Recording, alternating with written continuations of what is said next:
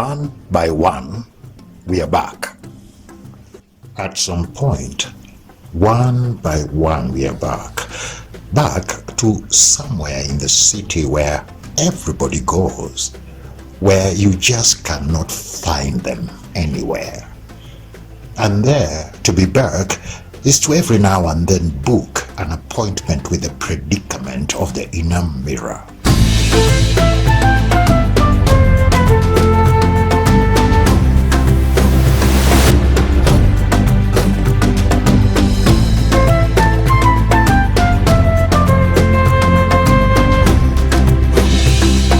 At that point, we ask, when does the inner mirror of our poem begin to reflect much less on the sheer perpendiculars of the verticals of the city square and get to somebody somewhere?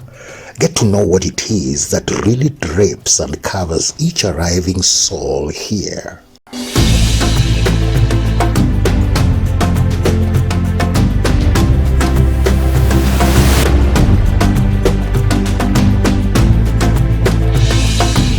At that point, every now and then, the mirror drops hints that we are just about to be ourselves. We are just about to be changed from the ones reflected to the ones who reflect on and assess how naked we have become, as to be dependent on the shoddy molds that have for so long clothed all our arrivals and departures.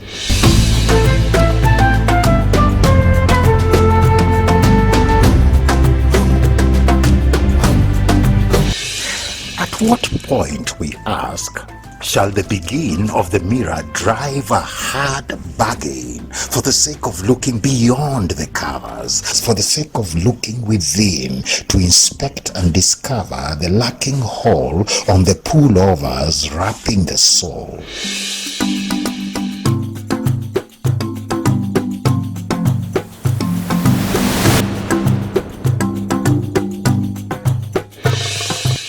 At that point of asking and of looking, one by one, we might find ourselves back to the beginning, back to the very origin, back to long before the flood, back to when in our wake there is a new chord.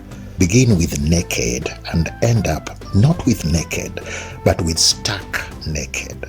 But in between, just go ahead with having. Have for yourself as much as you can possibly have.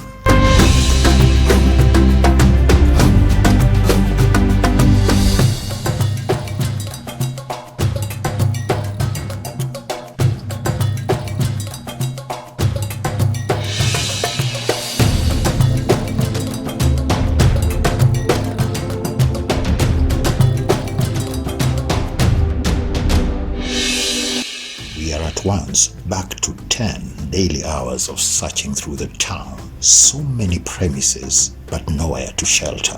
And then the pavements with a sudden throng of people. There they are, but there's no one to talk to. Back to when being inside is just on paper, because all along we are completely outside. Behind your back, gates that were once opened have now been fitted with an automatic lock. It is the same promise by every subsection of the city, same story of every story from block to block, back to when the people that are now there are just not there.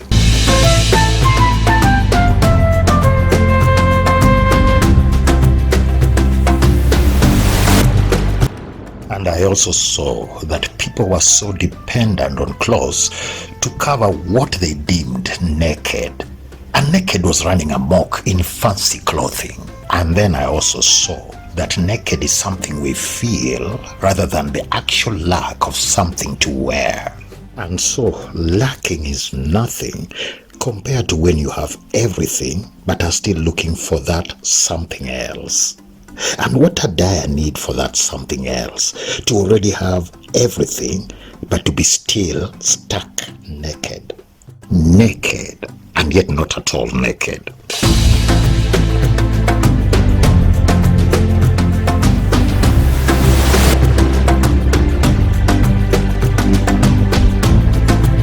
We might be back to when the sky, right from the very outset, declares, I am the outermost of who you are, the one who wears the fairest of furs. But every now and then, for your sake, here I am, naked.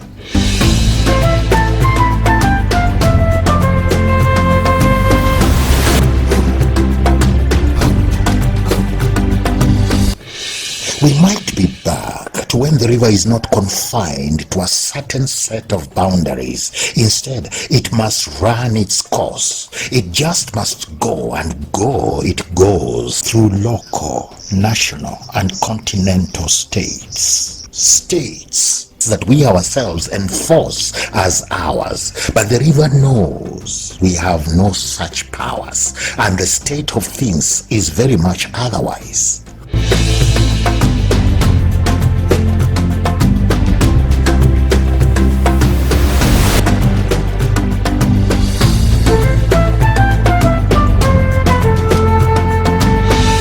When it comes to the ocean, we might be back to when it was not a barrier. Instead, it was a wide open area, bare for us to open our sails and let the wind take us far, far to the other side of who we are.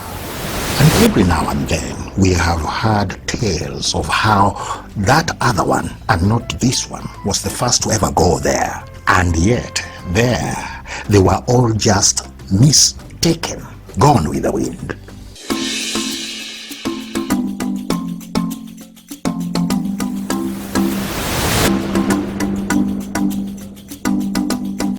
And then, back to the mountain, self-assured and disciplined, and tougher than the abrasive claws of time.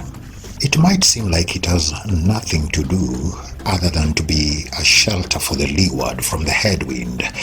But for a mountain to be still is paramount. And still as it is, it might just be a metaphor for the secured vantage point where every now and then we bring ourselves there so as to be made very much aware that distance in life is measured by other than heights, measured by such as how long and how well we have kept reaching up for the lights, so as to be seeing clearly each and every one we bring up and each and everything happening around us.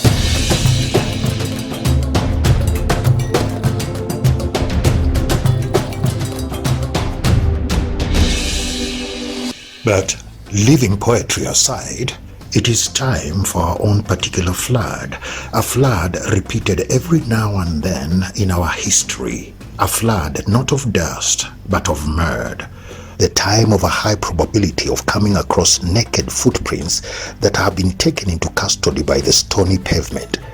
They were the only people I met there, all as a result of the prevailing season of mud. Half of the prints were of shoes, the other half were of naked feet, and both by which I was convinced I am not alone. Half my life I have walked with shoes. The second half I am walking with bare feet.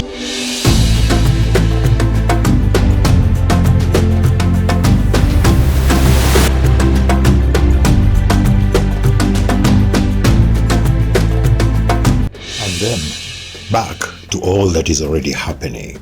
We are at once already reflecting not on the localized flood of our mini homecomings, but on the one renowned global flood of our once universal drowning.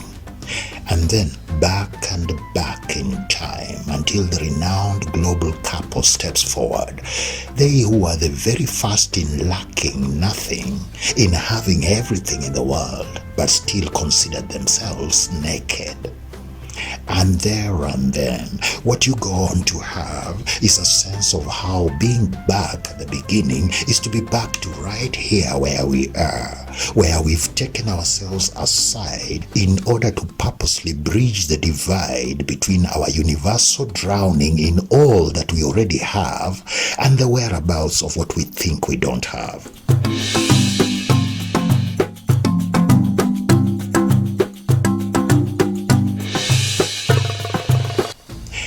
this point, what we don't have is a mirror on the wall.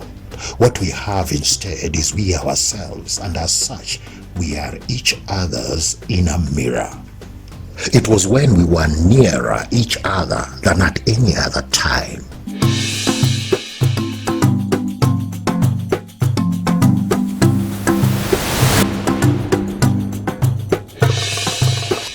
At this point, the other is not an opposite. We walk side by side, and the same can be said of when we sit. And when we sit, we are set at the window, close to the thread mesh, and there we compare, such as with those who conspire for flesh of my flesh and bone of my bone. There is no wall, no particular wall set aside for the sheer purpose of looking at ourselves.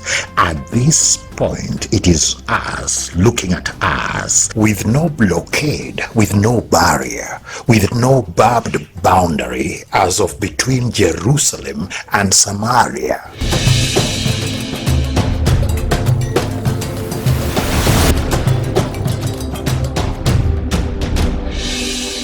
All we must do now is to be back and give ourselves a pause. Back to the river, the ocean, the mountaintop, and to the sky, and all for a just cause.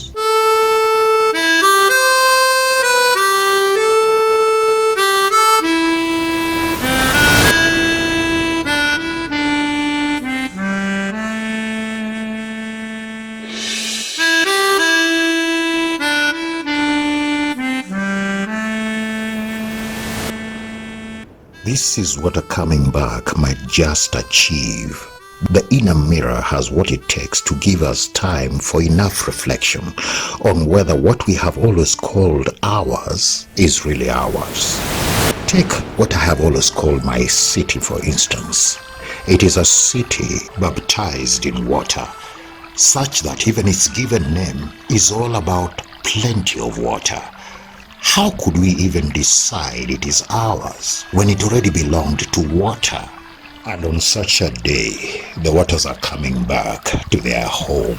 Depending on how heavy it is raining, to stay afloat, we may have to deploy an upside-down boat.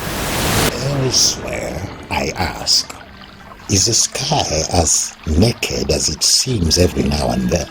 Or it is just a blue-tinted window for those on the other side, and whose purpose is for them to keep looking at us? And try as we might, it is just us who, Monday through Saturday, are always naked to them. And this our river. It must surely have something to do with the true north, because it is always going and going there, even without ever having to leave here at its dwelling base. Might this be how we are supposed to be going? I'm talking of us, just like the garments that borrow our body to use it today and return it tomorrow, we too have no powers to call this place where we are as ours. And what will finally count as ours is the amount of light we acquire whenever we've been visited by a mountain and have gone ahead to surmount the heights.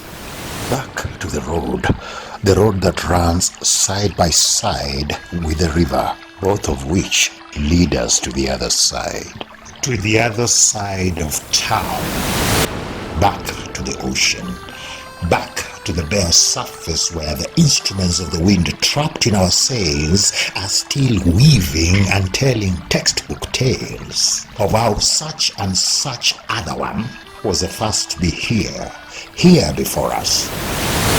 Back to the other side, which they otherwise call Mountain View, and there they have yet to come to a clear consensus as to what the mountain actually stands for. On the average of every now and then, and on a scale of 1 to 10, how would you rate your side of the mountain? Is it just a sheer height above all heights, or does it have a lot to do with being a pedestal of reaching for the sublime lights? At last, The mirror drops a final hint. All our lives we've been naked. Everything we've outsourced along the road, whether here or somewhere else abroad. All the contents of our very briefcase. Everything we have always proclaimed as ours always turn out to be borrowed. And everything borrowed will have to be returned. Even we ourselves have actually been borrowed. We are all outsiders who shall finally be returned. I saw Pegs glad for a long return of the outfits we had borrowed from them.